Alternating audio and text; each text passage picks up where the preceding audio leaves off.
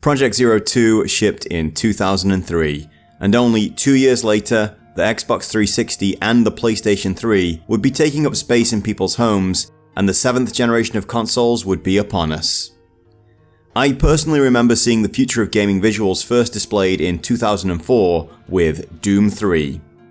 This game introduced a whole new type of shading to me, one that could fake light interactions and create the illusion of depth and detail where there was none on a model. I'd see it replicated again in Fear and then The Elder Scrolls Oblivion. Oh man, actually, can we just talk about this game for a while? No? Really? Come on, guys. Blah, blah, blah. What a bore. Okay, fine. By 2007, we'd have BioShock, and not long after that, Gears of War. Unreal Engine 3 would have officially arrived, and everything would just become kinda brown for a while. And of course, we can't forget the arrival of the Wii, the motion control craze, and just how wrong Xbox got it. Though I still have one of these in my apartment for motion capture at home. So in 2003, we were on the cusp. Things were about to change in a big way. No one really knew at the time the various directions the industry would go, both the good and the bad. But Makoto Shibata and Keisukei Kikuchi knew that there was still room for one more Project Zero on the PlayStation 2. And whatever fate would befall the series down the line, which turned out to be awesome by the way, this was their last big Hail Mary for this generation, and they wanted to go out with a bang. They succeeded. Play this game. Okay, review done, ship it. Not funny. Not even a little bit. Yes, Project Zero 3 The Tormented is an absolute triumph. It's both a love letter to its fans and the previous games that helped to create it, and probably the best iteration of these mechanics we got in this generation. Now, as to which is the best story, well, that's kinda subjective. All of the writing in these games has been top notch, but if you put a gun to my head and told me to pick a favorite, well, this one probably just edges out ahead of the others. But not by much if I'm being honest. Not by much at all. We've got plenty of time to drill down into the hows and whys of that later though. So the short review is yes, I love this game. Yes, it's awesome, and overall a lot more accessible to new players than the others were. You will however be missing out on a lot of context, and some straight up squee moments if you haven't played the previous two first. So slip on your pajamas and grab a cup of hot cocoa. When you're switching out the lights, maybe don't spend too much time staring into the bathroom mirror. Take a long stride into your bed so that your bare ankles don't stray too close to that ominous space between your bed and the floor. And try not to notice that it looks a little darker than normal under there, or just how much the distant sound of a car outside actually resembles soft breathing. Oh, and warm up that electric blanket, because it's about to get cold. Deathly cold. It's time to enter the Manor of Sleep. This is Project Zero 3, The Tormented.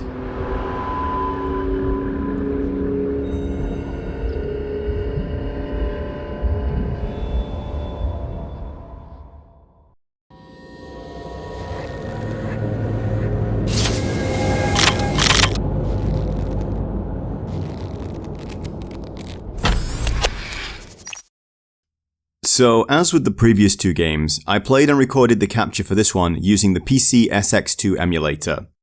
So if you are specifically looking for capture done with the original hardware, then I'll leave a couple of links to videos that may suit your needs better down below. Once again, the research section of this game became one of the highlights of making the video.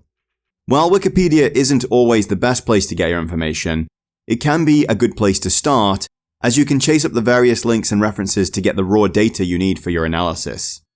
I also can't recommend the Zero Wiki website enough for the awesome work they've done in their own analysis of all things Project Zero. They are an incredible source of information and really good at citing all their sources. Also, massive kudos to the Internet Archive. As many of you know, it came under attack from hackers during the end of 2024, but they managed to survive and tighten up their security enough to get back to doing what they do best. And it's really helpful for digging up information on the development of 20-year-old games. So I've got a good collection of interviews and blogs that talk in depth about the game's development and its inspirations. So let's dive into this here.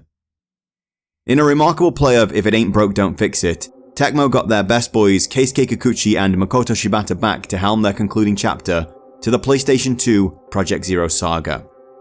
Given Mr. Shibata's eccentricity when it comes to all things supernatural, this seems like an absolute perfect project for him, and I'm not entirely sure if he could work on anything else at this point. One of the most notable differences between this game and its predecessors is that we now have 3 controllable protagonists instead of 1, one of which is our returning champion Miku Hinasaka from the first game, and the other is our first controllable male character in the series. But also, the game takes place inside a dream, meaning that chapters are broken up by our main protagonist Rei, waking up and spending time just walking around her house. Here's a quote from Mr. Shibata regarding how all this came about. The first Fatal Frame used the Japanese horror technique of relying on the user's imagination to create a sense of fear, while the second placed the emphasis on storytelling. For the third, we went with fear lurking within the everyday as the theme. In horror movies and such, the bedroom or bathroom are often where scary things happen, so we decided to try our hand and venture into these classic realms as well. So there's plenty of freak out moments here in the house, one of which absolutely shook me when it happened. Still, there needed to be more than that. Under the names Fatal Frame in America and Project Zero in Europe, one thing that had really captured the imaginations of players overseas had been the old-style Japanese buildings. I talked in the first video about how a few small words tacked onto the box of the first Fatal Frame basically led to the formation of a new urban legend, so it was clearly a critical component of the game, just like the Camera Obscura. So that's how we wound up with this Manor of Sleep, a place that exists within a dream where bad things have very real consequences. The manor was also inspired by one of Mr. Shibata's own nightmares that he outlines in another interview. It's actually quite the lengthy account, so I'll just leave a link to the archive post in the description. Still, it is interesting that Mr. Shibata is able to dream so lucidly and remember them all so clearly. It is possible to do this yourself using techniques such as dream journaling and deliberately waking yourself up at night in order to fall back to sleep. But it's not something that comes to us easily as we get older.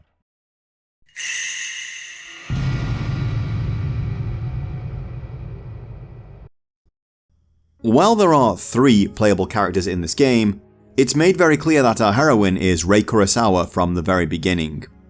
When we take control of Kei or Miku, we are still kinda playing as Rei, but she's riding along in their dreams and seeing what they do, and discovering what they discover along the way.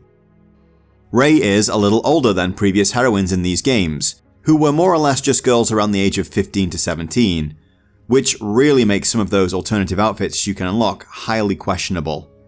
Rei, on the other hand, is a professional photographer in her early 20s. This was actually an idea for Miku, or perhaps some earlier iteration of the first game's protagonist, that got left on the cutting room floor during its development.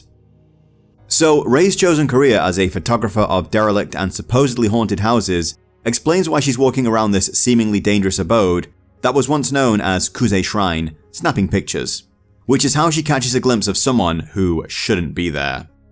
But before we deal with that, we've got to go back in time just a little, for you see, Rei has quite recently had a tragedy in her life. The opening cutscene shows our girl on a rainy night at the site of some kind of car crash. While the specifics of it are a mystery to us, the important takeaway is that her longtime boyfriend Yu Asao did not survive, which is why she's more than a little shocked when she thinks she sees him standing in the shadows of the mansion. And when she attempts to follow, well, if you know anything about this series, you probably have a good idea what's about to go down.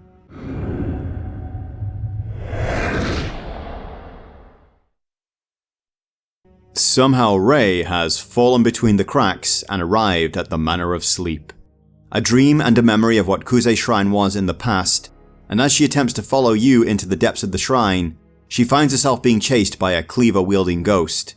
And if you do actually fall victim to this guy, because we are not appropriately armed at the moment, you wind up in a space you're actually going to become very familiar with. These double doors and what lies beyond are of great significance to us, and we'll be returning here a lot later in the game. Stepping beyond, we find an ominous shrine of sorts, and when we enter, we get our first look at this game's resident angry ghost, a blue figure covered in tattoos, and then things get really weird.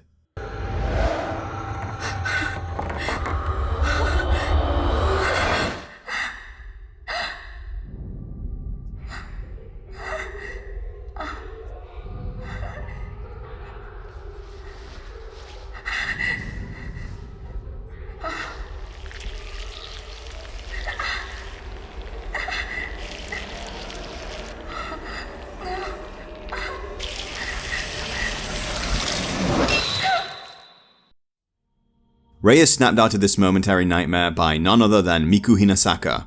Our young heroine has returned to center stage, now ever so slightly older, and despite what I can only imagine is an ungodly amount of PTSD, still has no problem walking around old derelict Japanese buildings. Later, while Rei is developing her photos from Kuze Shrine, she discovers that there really was a figure that resembled you caught in one of them, and this, once again, triggers her to enter the Manor of Sleep, and this is where the game really begins. While we are still being very much led by the nose here, this section is similar to our first exploration of the Osaka house in Project 02. We're getting a live play-by-play of both the kind of place we found ourselves in and how we go about surviving it. Something that's going to go from impossible to just slightly above incredibly difficult when we get our hands on the series' real returning champion, the Camera Obscura. Just like in the previous two games, our larger story is actually uncovered at first through smaller stories of some other ghosts or people that inhabit this area. And after dispatching our first real enemies with the camera, we soon stumble onto this woman here. Unfortunately, our tattooed Onryu decides that this is the best moment for her to put in a reappearance, leaving Rei with nothing left to do but run.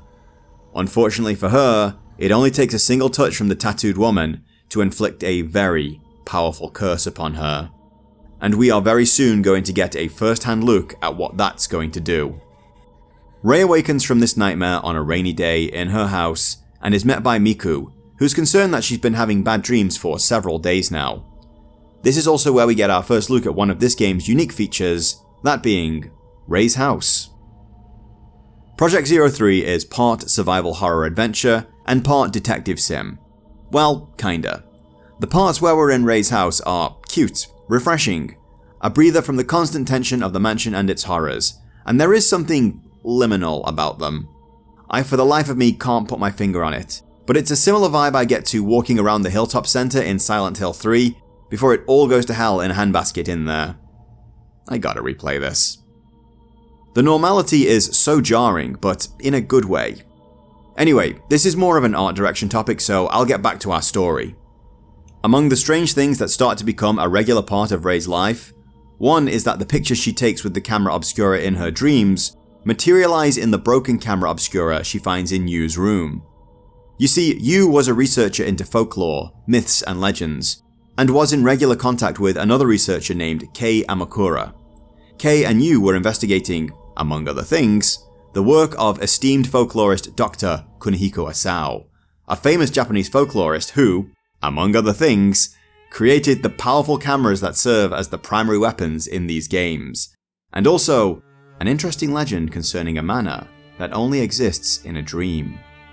Kei's interest in this particular myth is somewhat personal, as his niece, one Mio Amakura, who we should all be very well acquainted with at this point, has fallen into a coma following the disappearance of her twin sister, and a lot of unresolved grief concerning that.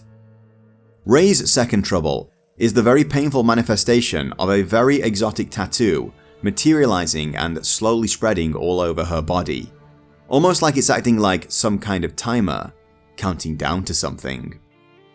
Our first mystery that we uncover with the help of Miku is that of the woman we met in our dream. Her name is Yoshino Takigawa. She's the sole survivor of a plane crash who is being treated for PTSD and a whole heap of survivor's guilt.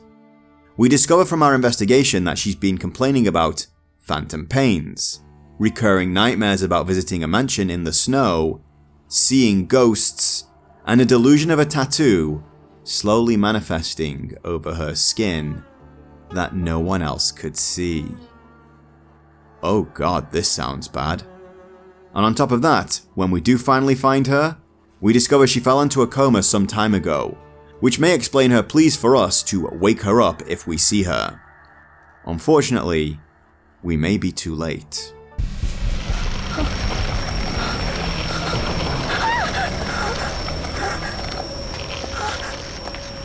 I don't want to play anymore.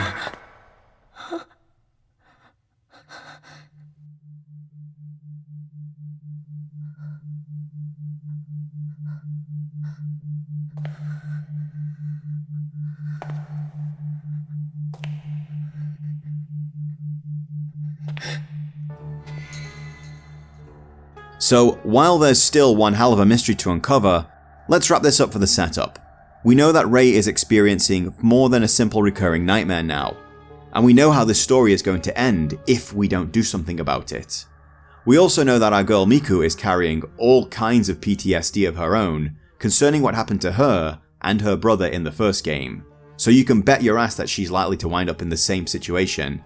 And while Kei himself isn't suffering from any kind of survivor's guilt, it would seem that something as simple as close proximity to someone who falls victim to this curse is enough to pull you down into the dark too. As before though, we need to go deeper and spoil some of the story's greater mysteries if we really want to dissect what's going on here.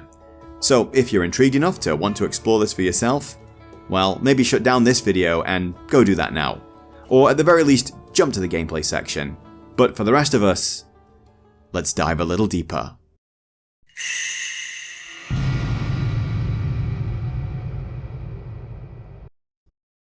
Similar to our two previous games, Kusei Shrine was the site of an elaborate and somewhat shocking ritual sacrifice. This one is a little closer in design to Himuro Mansion's strangulation ritual than Minakami Village's twin sacrifice.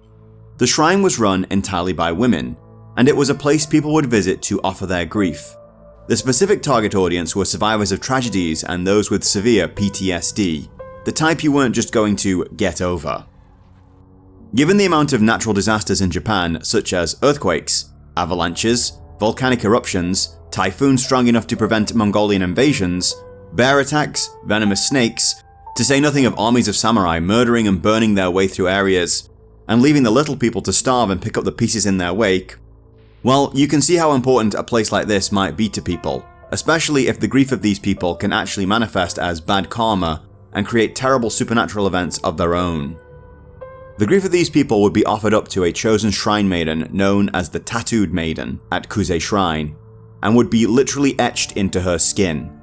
This ritual was apparently quite painful, even by the standards of tattooing back then, and the Tattooed Maiden would be sung to and soothed by other shrine maidens as she slept suspended in a cage. When the tattoo was complete, the maiden would be taken down into the depths of Kusei Shrine and essentially nailed down there to sleep forever. This represented her carrying the grief across the river to the underworld, where she and it could rest for all eternity. I'm going to go out on a limb here and say that some Western theology played at least a small part in this imagery of being nailed to something so you can bear away people's bad mojo to another world. One distinct difference between this and the strangulation ritual is that the maidens were actually volunteers, often with great grief of their own, while the maidens chosen for the strangulation ritual were children who won a game of hide and seek with a creepy blind woman. And how that woman became blind is also pretty shocking. What this means is that, while the tattooed maidens can't exactly claim to be of sound mind when volunteering for this, they are at least truly making the sacrifice of their own free will. As with all of these rituals, the maidens must sever all attachments to their mortal lives and walk willingly to their fate. I suppose this is connected to the idea of purity, which is a common feature of Shinto, but consider this for a moment. You're a disciple of the Buddha or some other great Eastern sage or guru. They tell you that you suffer because you desire. Desire in this case being a mortal attachment. And then you're told that to free yourself from suffering, you must remove desire, effectively severing attachments. So you go away and meditate or do kung fu, or whatever esoteric practice you've been told is the magic bullet to happiness, and come back a few weeks or months later and the guru asks, "How's it going?" And you say, "Well, I thought it was going fine, but now I'm desiring not to desire." Just food for thought. Tangent aside. At the end of the tattooing period, the maiden's desires would be inscribed into a magic mirror, another regular feature of the series, and the mirror is shattered prior to her sacrifice. This creates a convenient MacGuffin for us to hunt down in the game. So we should probably take a moment here to properly introduce our big bad final boss, Reika. While Reika was a volunteer, just like her predecessors, and the tattooing ritual went as well as it should, we wouldn't have much of a game if everything had just gone smoothly now, would we? So then, what's the issue? Love, of course. The seemingly ultimate attachment. Love and the stupidity of overzealous religious leaders. A carryover from the first game, no less. Now there is a more complex web of intrigue surrounding Reika and her once lover Kaname. He is in fact the son of another maiden, and since Kusei Shrine is strictly girls only, boys born there don't have much of a life expectancy. The details though are for you to uncover the usual way in these games, and by that I mean digging up every single note, journal and tape recording you can find, and piecing it all together for yourself. Kaname and Reika were lovers in a village near the shrine, and most likely had plans to get married.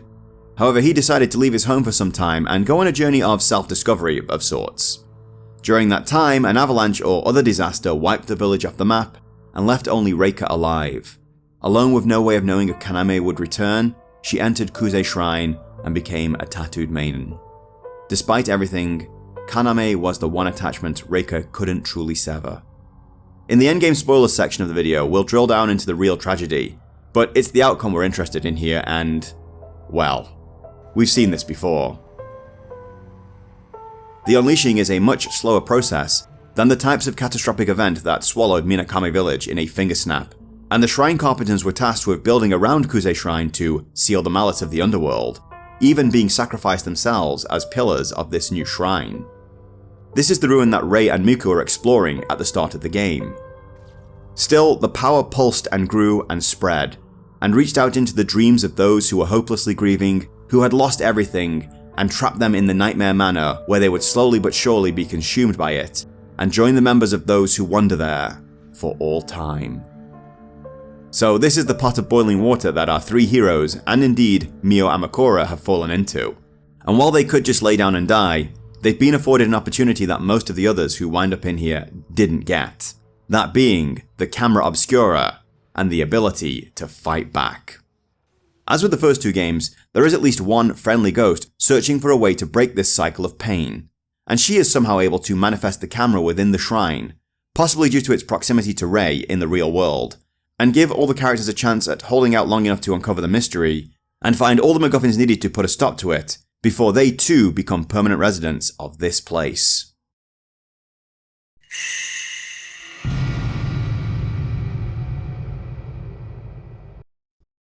Jumping between protagonists in a game can provide a lot of interesting points of view, and even clue the player into things that certain characters won't know ahead of time.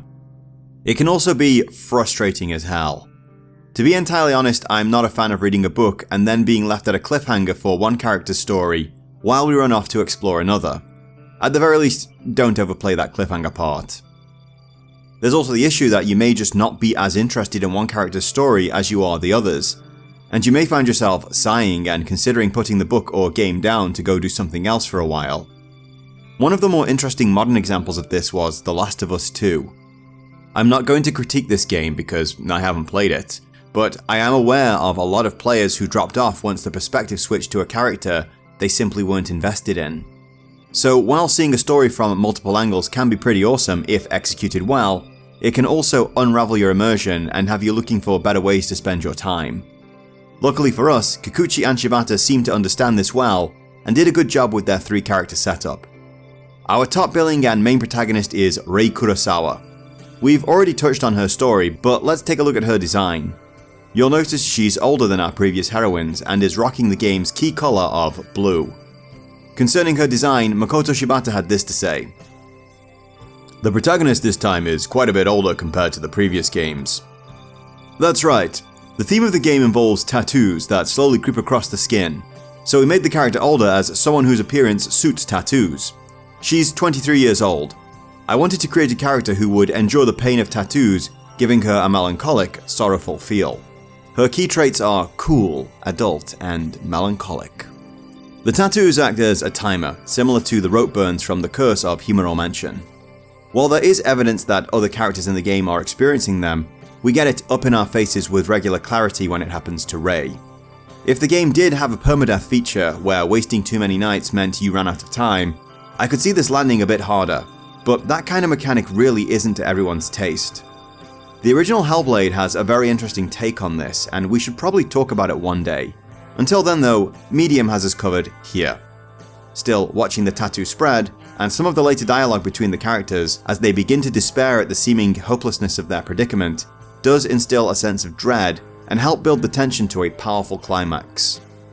Rei is a girl with a little more life experience than say Mio and Mayu for sure, but also Rei doesn't have any extrasensory abilities, similar to what our previous protagonist possessed prior to the start of the adventure.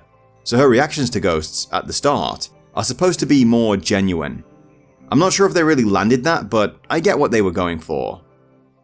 While Rei is our main heroine with probably the most interesting story, she is the most vanilla of the three characters we get to control.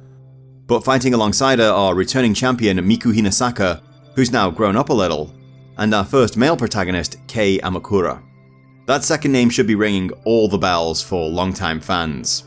Kei is a folklorist too, and he has connections to both Rei's dead boyfriend and Miku's brother, Mafuyu. And on top of that, he's the uncle of our best twins, Mio and Mayu. Kei is pretty interesting, but if I'm being honest, a lot of the rationale for the choices surrounding him, well, let's just say this is one area where myself and Shibata's writing ideologies go along very different paths. One very cool point though is that even in life, Kuze Shrine was off limits to men. So Kei winding up there puts him on a... well, I'm not really sure exactly how much worse things could really be for him, but you get the idea. So here's a snippet from an interview that had me cocking an eyebrow, so to speak. When you introduce a male character, it can sometimes make the game feel more aggressive. But since this isn't a game where you fight spirits, we worked hard to avoid that. Kei has a slender frame but isn't overly feminine, so he feels like a character who can exist within the world of Zero. So I have thoughts. Now I'm perfectly fine with the girls being the central focus of the Zero games. However, I'm wondering, aside from running away and maybe booting down a few doors, what is Chris Redfield's physique going to do for him in this situation? Come to think about it, how is Jill going to be any better off? Hell, even our girl Rebecca would have no problem slapping the cuffs on any Project Zero protagonist. And sure, these guys would all have much better survivability, especially this tank, against zombies or monsters that can be defeated through excessive physical trauma. But we're talking about ghosts here. Ghosts that can only be harmed with a camera. Now, I'm not saying Kei is a bad choice. I like Kei. But the rationale is off to me. You could put a tank like Chris, who uses his physical power to overcome problems, and all but strip him of his advantages by making the enemies ghosts. You could explore that sudden shift in power dynamics through his actions, and he'd either have to adapt or be consumed by the mansion. There's a huge amount of potential character development there. Again, there's nothing wrong with Kei, but there's plenty of untapped potential here for other characters later. Shibata implies that he wanted Kei's experience to feel more erratic and desperate. You'd be burning through film quicker with him and need to hide to avoid ghosts. I didn't really get this vibe in the game, and only really wound up using his hide ability during very specific sections of the game. Still, he is overall a cool addition to the group, and I like that he connects the first and second stories with the third one. Another interesting quote I mined was, "Female spirits all over the house chase him around saying, 'I won't let you go.' It's a situation that's both terrifying and oddly delightful." Which, no. No it isn't. Look, I've had possessive and even emotionally abusive girlfriends. Whatever this fetish is, it's better kept in your head. Still, it would seem Shibata didn't keep his barely concealed fetishes to just Kei. With Miku, returning players get to see a familiar face, and even get a little more closure on her story after the climax of the first game. Miku being much shorter and more petite than both Kei and Rei means she gets to crawl into all the tight little spaces, and as tiny spaces are one of my personal fears, these sections really shook me. These, along with the balancing sections, were both areas where I assumed the lack of mobility would mean they wouldn't actually have ghosts attack us here. And oh how wrong I was. Fortunately, they aren't that difficult to deal with, but for the moments when it's happening, it's harrowing to say the least. Shibata says this about Miku. "Miku is personally my favorite character. She has strong spiritual power and is powerful in battle. So she plays a significant role in the game. Which is pretty cool. I think for combat, Miku is probably the most OP character in the game. This could be a reflection of this not being her first walk in the park, and overall I'd say of our three big bad ghosts, Kiriya Himuro is the biggest and baddest. Or it could just be Shibata overcompensating for her smaller frame. I'll talk about the mechanics of it later. Still, lines like this gave me pause. But the outfit she wears when she sleeps is kind of strange. I thought, this can't be real. I'm sorry, but Miku's sleepwear is entirely my personal taste, so please forgive me. It's something I really wanted to put in. The outfit in question isn't particularly scandalous, but if I had a daughter, I don't think I'd feel comfortable leaving her alone around this guy at this point. Still, by giving us 3 characters, we get 3 different, albeit very similar points of view on the events, some variations in gameplay, and of course by referencing the previous games, we get those oh-so-glorious fanservice moments. So overall, this is another big win for the game, especially as this was the closing chapter in the PS2 saga.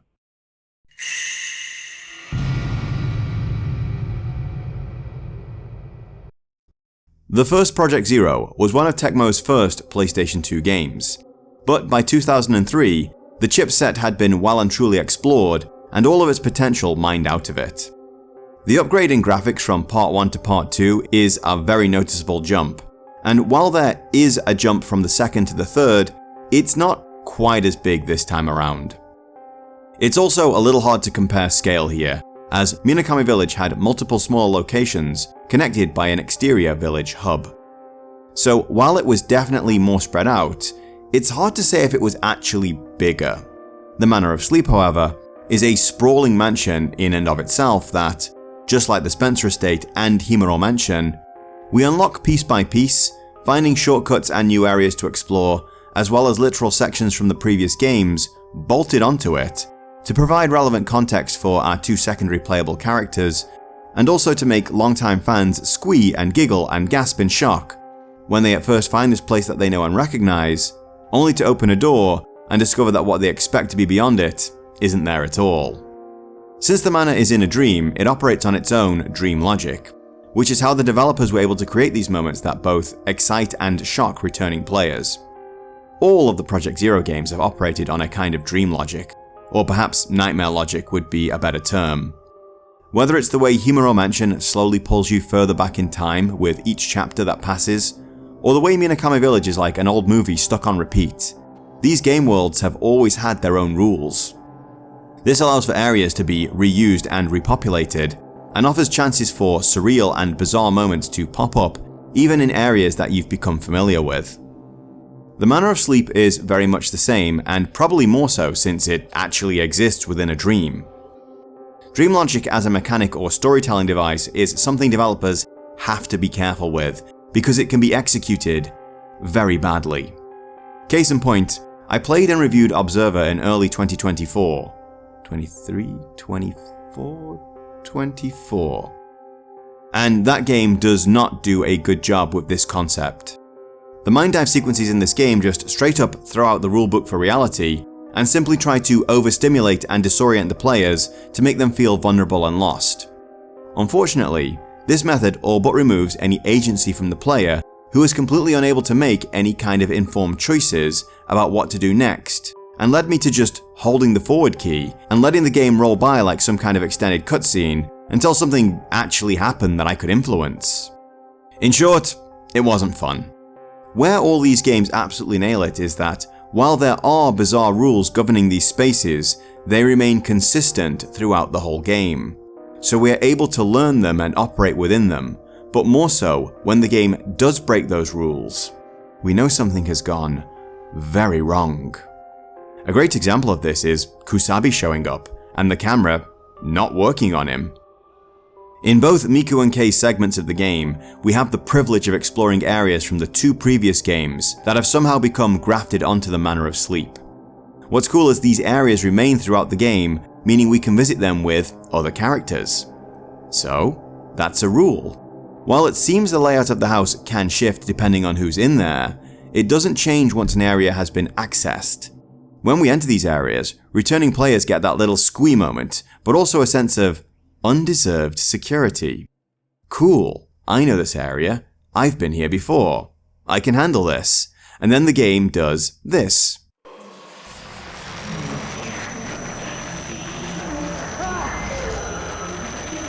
Or you open the door and that's not supposed to be there.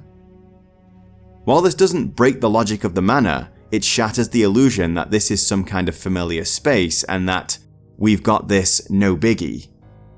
Now, Kusabi is all but invincible in the second game until the final chapter, so his appearance should disturb returning fans, even more so than newcomers. But you very quickly get the idea when you raise the camera, and it doesn't do anything. And unlike in the second game, he's more than happy to chase you through walls this time.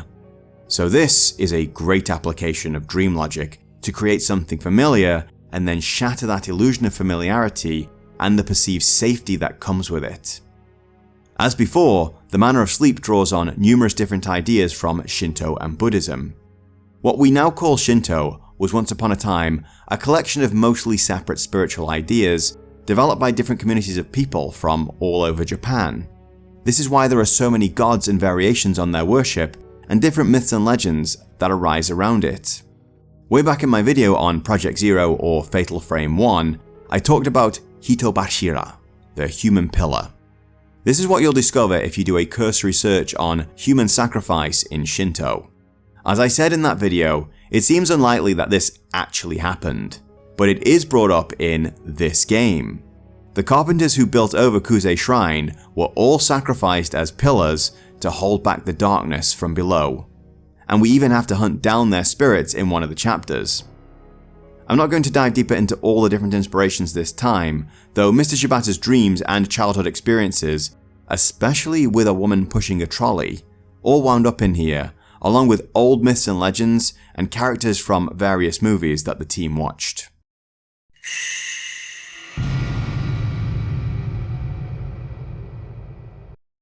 Project Zero regulars will immediately recognize the classic survival horror tank controls and fixed camera angles that have been a staple of this series up to this point. And it's both wonderful to see them return here, and also a little sad that this would be the last time we'd get to enjoy this movement scheme in this series. Horror games were changing. Where in 1996 Resident Evil 1 had set the standard for survival horror, 2005 also saw the release of Resident Evil 4, which would go on to set the standard for action horror, and in turn be a massive inspiration for Dead Space, which would go on to just push the bar higher, while RE more or less lost all direction for a while. There are other reasons for the Mask of the Lunar Eclipse going to a full over-the-shoulder view, that being the Wii exclusivity and the need to push motion controls front and center, but also the potential Makoto Shibata actually saw in them for creating this kind of horror. Anyway, that's a tale for another time. We've got our tank controls here, and our dedicated run button that I've been using for my entire series playthrough so far. Our characters now have a pretty good run speed too, meaning zipping around this large mansion, while harrowing in its own way, doesn't take half the time it would have in previous entries. So this is all good. More of what we're used to, but tightened up and improved for a smoother and more seamless player experience. Still, the exploration is not without its problems. I've appreciated since the first one how intuitive these games are to unravel. While you don't have item boxes like in Half-Life 2, or yellow paint like in modern AAA games that are absolutely terrified of you missing something, we have ghost sightings and other useful hints to clue us into the fact that we're on the right track. In Chapter 6, however, I spent an ungodly amount of time searching the house for 4 carpenter ghosts and getting pretty annoyed about it. Your big hint here is this film, and you find the projector, another returning feature from the second game, that basically shows you their locations.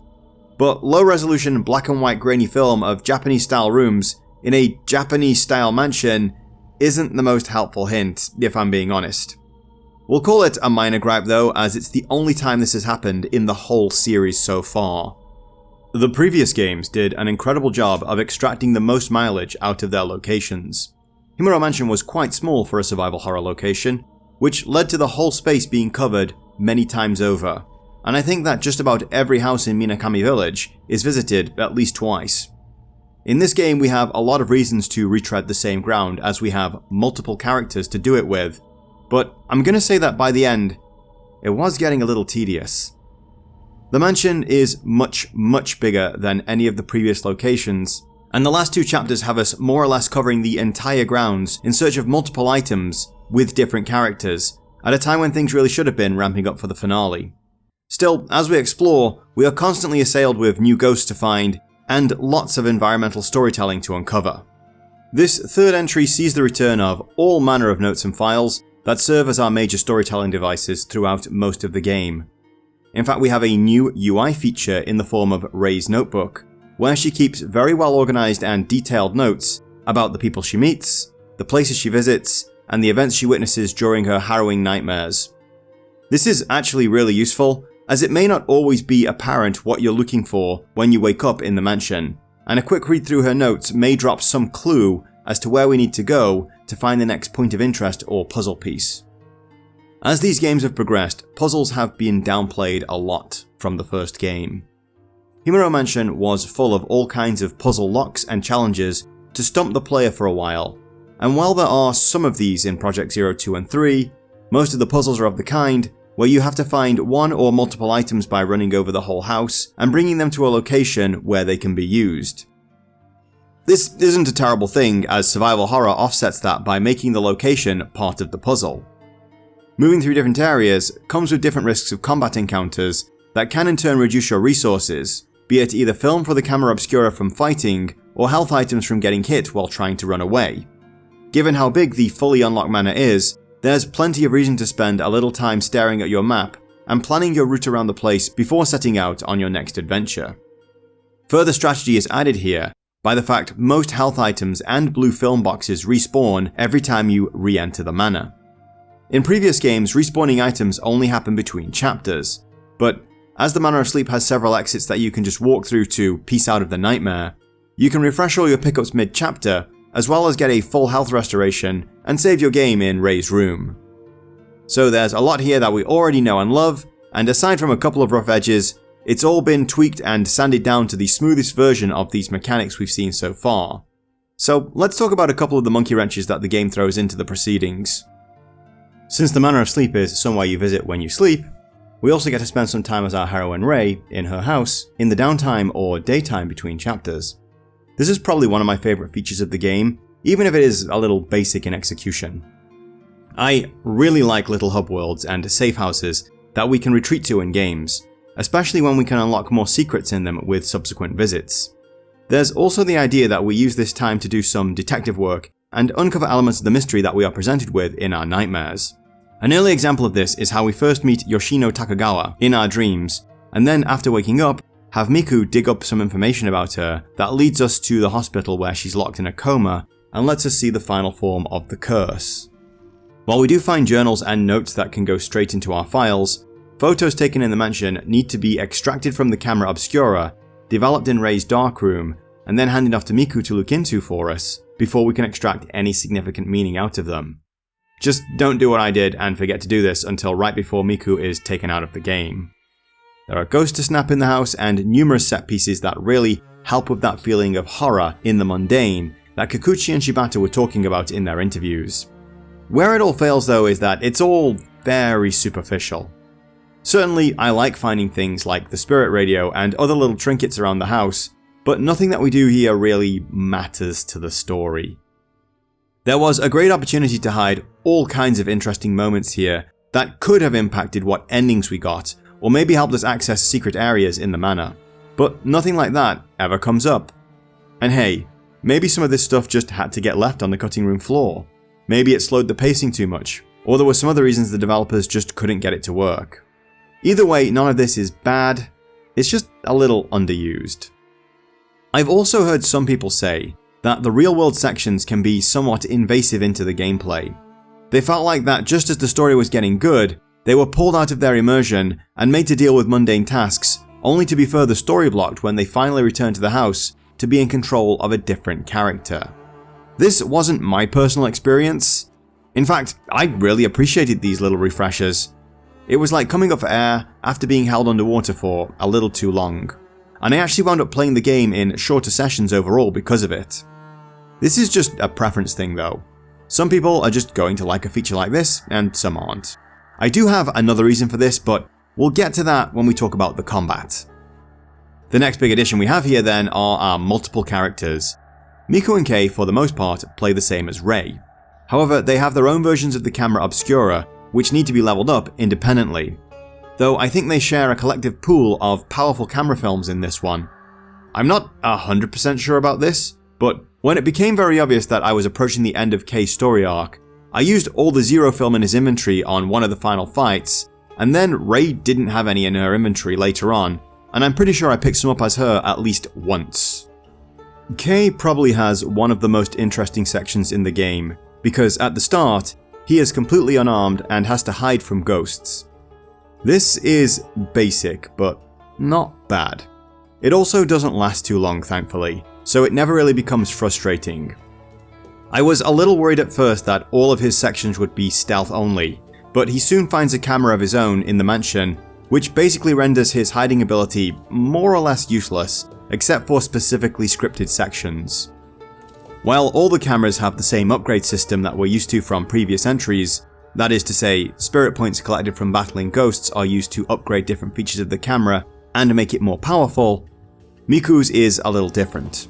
Both Kei and Rei find upgrade parts all over the map, such as lenses and bulbs that can be used to add more damage or repel or slow down ghosts. Miku, on the other hand, just has this talisman that lets her slow down time so she can land those shutter chances and fatal frames a lot easier. Basically, she's the Max Payne of the group, which given what she's been through, makes a lot of sense. Finally, a late game mechanic that gets dropped on us once we gain access to the heart of the Manor is the miasma and the purifying light. Essentially, the game now has a more dangerous Dark World mode. When the screen goes grey and grainy, you're in trouble, as you will stand out like a bright light for all the ghosts to see. To hold back the miasma, you need to keep a candle with purifying light topped up, or leave the Manor and return to refresh it. This is a nice mechanic, as it seems like it's adding more pressure towards the end of the game, but isn't doing that much really when you think about it. And the candles are fairly well distributed along the critical path, and can serve as another indicator that you're going in the right direction. Which I guess brings us to the combat, which is where things are going to get a bit dicey. Kinda. One thing I have to praise about these three games is that there are both in-world and real-world reasons why the combat feels different in each game. Obviously, in the real world, the developers were simply experimenting with ideas, listening to feedback, and trying to master their craft and create the best experience possible. While in the game world, the nature of each event and the cameras that the protagonists have affect their ability to fight back. In the first game, for example, each ghost has a unique death animation that really sells the idea that this fight is over and this ghost is gone. However, we know that over 1,000 souls are trapped in Himuro Mansion, and it's a matter of suspension of disbelief to just say, hey, some of these ghosts just kinda look like each other. Miku's camera in the first game is also the final form and most powerful version of the Camera Obscura that Dr. Asao made. This is because it's powered by a holy mirror that was once used in the ritual to hold back the malice beyond the Hellgate beneath Himuro Mansion. So it's not only powerful, but also attuned to specifically fight the things we come up against there. In the second game, ghost encounters were fewer and a little more bespoke, and it was very obvious that when we encountered the same ghost multiple times, it was that actual same ghost that we'd fought before. This disempowers the Camera Obscura, but also works with the idea that Minakami Village is like an old movie that's just stuck in a loop, and no matter what you do to the ghosts, when the loop resets, so do they. The Manor is a recurring nightmare shared by multiple people, meaning ghosts dispatched on one night may very well return for another.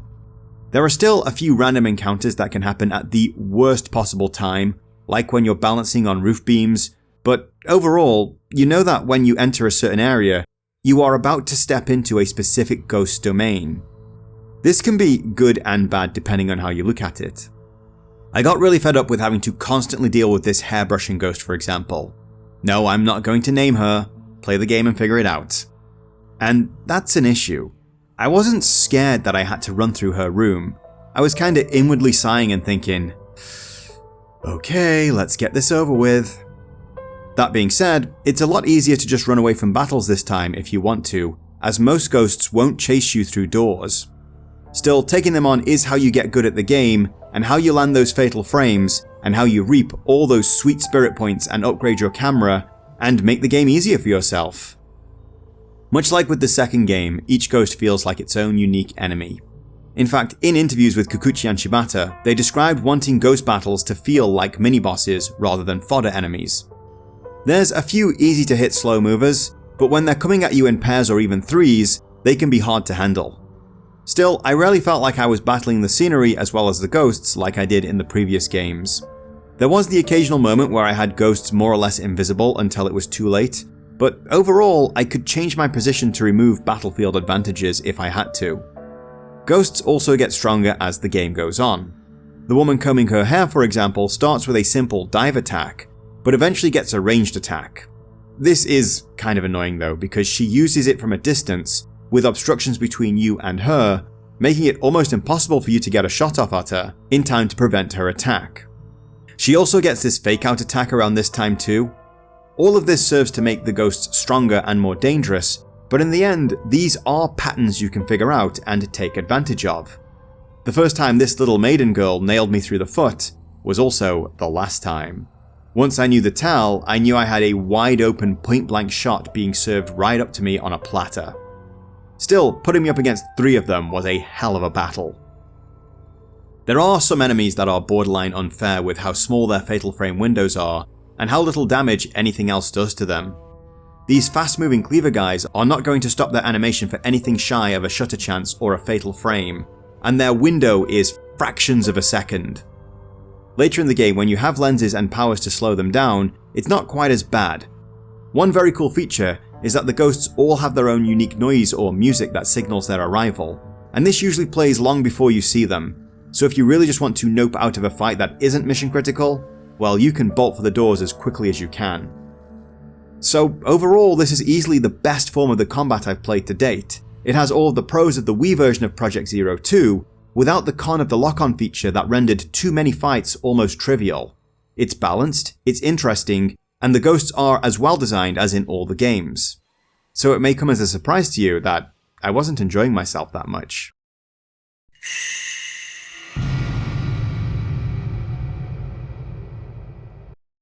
Okay, put your pitchforks down. I didn't say that the combat was bad. I said that I wasn't enjoying it. As in, it was a me problem, not a game problem. This is one of those segments that I could easily chop from the script because it's not directly related to the game exactly, but since this video is about my experience with the game, I figured I'd give you the whole story and not just the nicely edited version. Well, I'm not going to dive into the deeper, more personal stuff, but I'll leave it implied. I am being completely sincere when I say I love Project Zero, and all 3 games have been awesome. I love the mysteries, the stories, the environments, and the ghosts. So of course I wanted to play Project Zero 3, but the reason I wanted to play it now was because I wanted to make a video on it and round out my PS2 trilogy retrospective, which is where the problem starts. It could be argued that I'd have a lot more success on YouTube if I just picked a niche and went hard into it. It's unlikely that anyone who subscribed off the back of my Dead Space or Ethan Winters video is interested in my video about an indie anime inspired adventure game. I mean, basically no one was, but eh. But the issue there is I don't want to just play one genre of game all the time. I'd much rather play what I want to play and talk about that. And while it makes sense to tackle a series back to back, I can get burnt out on one kind of gameplay and be yearning for something else. These were the 2 other games I was playing around the time I was trying to finish this one. One is purely for fun, and another for a potential future YouTube video. It's in development now. They are slower and more tactical, and their worlds couldn't be farther from this one. Compare that with dealing with teleporting ghosts, the fake outs, the cheap shots, the breakneck timing needed to land those fatal frames, and I just did not have the spoons for it. This is actually why I appreciated these shorter chapters and the waking interludes in the game. I could check off what was feeling more and more like an obligation quickly and get on with the games I really wanted to play instead. This is the danger of playing games for reasons other than just for the fun of them. And of course, none of this includes how work or my personal life affected my attitudes towards getting through this. If you didn't skip over this and want to know what the takeaway from it is, well, number 1, I'd say, remember that reviewers are people too. Sure, if you're being paid by a big outlet to review a game, a degree of professional detachment is expected. But it's entirely possible that reviews that stand out as massive blips on the radar aren't entirely the game's fault. I mean, I love playing 50 to 100 plus hour RPGs, but if I had to blast through one completely blind and then write a whole review in time for a review embargo, I might not have the best possible impression of the game I was playing either. But also, consider this. Is there a game that all your friends rave about that you just couldn't get into?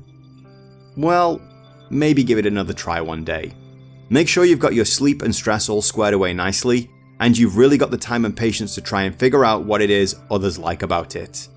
That's actually how I grew to like Dark Souls after what could be considered a standard first impression. Which in turn led me to discovering Sekiro, and that's one of my favourite games now. The happy ending here is that I took about a week off from the game. I was cautious about doing this because I didn't want to dull my edge with the camera, but I felt it was for the better. I finished Shadowrun Returns, and in the interval between finishing that and starting Dragonfall, I got this squared away, and overall had a great time doing so. So consider this a very roundabout way of reminding you about self-care.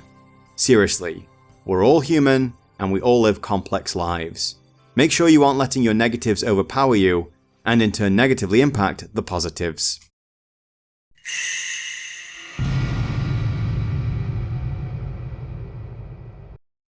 My previous explorations of these games have had fairly lengthy spoiler sections, where I go at length into just how wrong and messed up all these situations were, and why more or less everyone involved had it coming to them. Things are quite different here, and I even have something resembling a happy ending to share with you this time. As before, there are multiple endings, though in this case it's much closer to the first game where the second ending is more like a slight variation on the first. Of the two, neither is officially canon, though Shibata-san has said the second ending, the one found through finishing a New Game Plus, is his personal headcanon for the story. So if you've come through this whole series with me, you can probably guess that I don't care for these human air quotes sacrifices that form the central pillar of these tragedies. I certainly don't consider them to be sacrifices from the point of view of the victims, as they aren't really given any choice in the matter to begin with. It's just straight up murder. Now, clearly, the world of Project Zero runs on different logic to our own. There is no magic and there are no ghosts in our world. Bad thoughts don't manifest as supernatural beings, but as just good old-fashioned spite and malice. Humans bring enough evil into the world of their own accord, without external supernatural powers to goad us on or make the situation worse. But in Project Zero, these murders, let's call them what they are, at least seem to achieve something beneficial for those not on the slab. Even so, I think we can demand better. I mean, if some Japanese researcher with a camera fixation can construct devices that allow people to hear the voices of ghosts and even fight back against them, that proves that we aren't limited to just subjecting innocent shrine maidens to elaborate deaths to deal with these problems. We just need to tackle this problem as scientifically as any other. Still, with Kuze Shrine at least, as I said before, the tattooed maidens were volunteers. They seemed to know exactly what they were volunteering for, and while the tattoos were painful, lengths were taken to make them as comfortable as possible through their ordeals. Well, maybe not hanging them in a cage, but you get the idea. This doesn't make these sacrifices a good idea in my mind, but I guess if this was presented as some kind of trolley problem, I'd say this was a better situation than the others. So by the end of the game, the timer is very much running out. Things take a turn for the worse when Miku enters the depths of the shrine and finally finds an echo of her brother, Mafuyu. Despite everything she went through, and even hearing Mafuyu say for himself that he wanted to stay with Kirie, she was never able to let him go. She couldn't reconcile the loss, and the survivor's guilt has plagued her. Her own grief reflects Reika's in that way. Reika only wanted to see Kaname one last time before her ritual, and Miku just wants to see her brother again. But one should not follow the dead in their dreams, and Miku finally falls into a coma, and the tattoos begin to spread across her face. Things are even worse for Kei. He misinterprets the lore of the shrine and believes that driving sacred nails through Reika is what will help her rest. This mistake costs him his life, at least in the standard ending. He can be saved by doing several specific actions in a New Game Plus and obtaining a specific earring, which leaves Rei alone on her final night to solve the puzzle and put an end to this curse. Given that the entire first game is about collecting mirror pieces, it seems fitting that this is our final action in the final part of this trilogy too. aided by our helpful ghost and the spirit radio, we learn about the shattered mirror containing Reika's final desires, the one she couldn't let go, the desire to see her lover Kaname one last time. So we tear around the house to assemble this mirror and descend into the depths of Kusei Shrine for our final battle. It's at this time as well that we receive our final revelation, that Kaname did come home. In fact, he's right here in the shrine with Reika. As the final ritual approached, Kaname actually began to dream of Kusei Shrine, hearing Reika's desire to see him again, and finally came home. The short version of the story involves him being snuck into the heart of the shrine by another maiden, whom Reika had confided in about him, and as he stirred her from her rest, she looked upon him for the final time, and could finally let him go. It would have been perfect, but for the head of Kusei Shrine taking the opportunity to murder him right in front of Reika, because men can't be in the shrine, and of course, Mother knows best. Yeah, colossal dick move there, Your Majesty. Interestingly enough, one reason Shinto has so little to say on the subject of death and the next life is because death and corpses are viewed as contaminated, which goes against Shinto's ideas of purity. This is actually why, in Japan, Buddhism takes care of death and funeral rites, while Shinto takes care of birth and coming of age. Thank this lovely lady for the info. So it does make me wonder what the head of the Kusei Shrine thought she'd be achieving by making a corpse of someone in the shrine's most sacred place.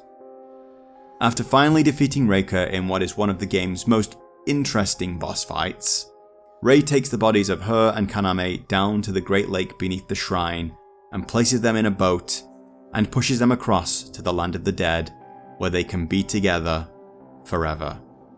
Reika can carry all the grief there, where it can be safely released, and the souls trapped within the manor are free to travel on to whatever comes next.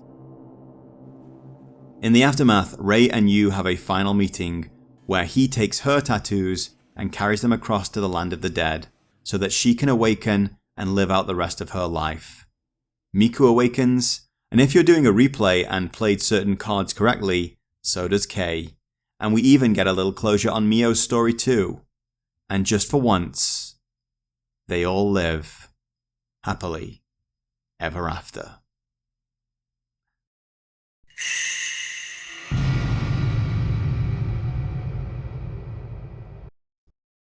Well, there it is. Project 03. We've come a long way from an early PS2 survival horror game set in a relatively small location. Almost everything about this game is bigger and better than the previous two. The potential of the Camera Obscura combat and the risk-reward system of letting ghosts get right up in your face to get the most damage has been all but fully revealed in this version. The visuals look as good as they were ever going to on the PlayStation 2, and the atmosphere and storytelling that already started off at an incredibly high level are at their absolute best here. There's one more big thing we get from this that we didn't get from the others. Closure. That's okay. Horror doesn't need to have happy ever afters, but it's nice that after 3 games we get to see that things do work out after a fashion for Rei, Miku, and even Mio. Just for once, we aren't left with any gigantic moral dilemmas about what we just went through, and can sit back, take a deep breath, and watch the sunrise on a new day. That's an overall wonderful way to close out 3 incredible games. The PlayStation 2 era closed out not long after the release of this game. This wasn't the end of Project Zero, or Fatal Frame if you prefer. There was more to come, and we've touched on it somewhat with our coverage of the Wii remake of the second game. Still, this whole saga was an amazing story from start to finish. It has its ups and downs for sure, but the characters are all compelling and well written, the themes are dark and deep, and the mysteries keep you hooked and coming back again and again for more and more. Even knowing that you might not like what you find at the end, once the game has its hooks in, you have to see it through. I'm looking forward to tackling the second part of the Project Zero saga in the future, but for now, this feels like a good place to close out and move on to something different. I'm already a little burnt out on this. You can have too much of a good thing, it seems. So let's leave our heroes, heroines, and magic cameras alone for now, and climb out of the dark depths of the horror genre, and maybe enjoy a sunrise or a cloudless night filled with beautiful stars. Either way, it was a great time.